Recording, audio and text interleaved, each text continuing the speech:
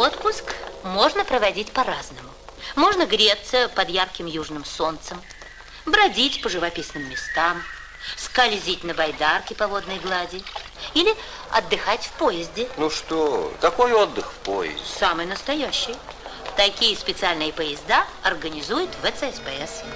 Маршрут и распорядок этих путешествий заботливо продуман. На местах туристов ждут интересные экскурсии, удобные автобусы, вкусная еда. А как решен вопрос с жильем? Очень просто.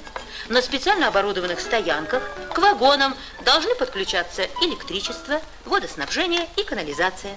Получается удобная и комфортабельная гостиница на колесах. Прекрасно.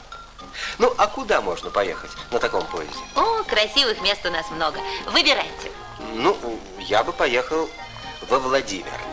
Побродить по старому городу, посмотреть уникальные памятники русского зодчества. Нет, вот как раз во Владимир нельзя.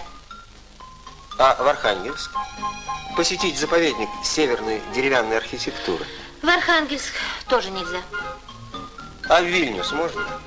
Полюбоваться на редчайшие памятники готики. И туда нельзя. Да что это такое? Туда нельзя, сюда нельзя. Почему? Дело в том, что Министерство путей сообщения не предусмотрело в этих городах специальных стоянок. И туристские поезда там не останавливаются. Понятно. Значит, туда нельзя? Да. Ну, а куда можно? Ну, куда хотите. Например, на Кавказ. Прекрасный маршрут. Пятигорск, Баку, Тбилиси.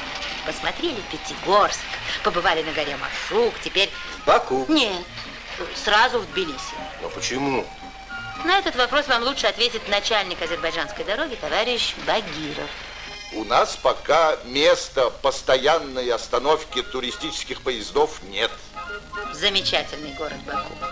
Но для туристов он останется в памяти вот таким. Да, не повезло этим туристам. Ну, им еще повезло, ведь здесь Кавказ, тепло. А вот работникам Треста Горремстрой из Новосибирска было куда хуже.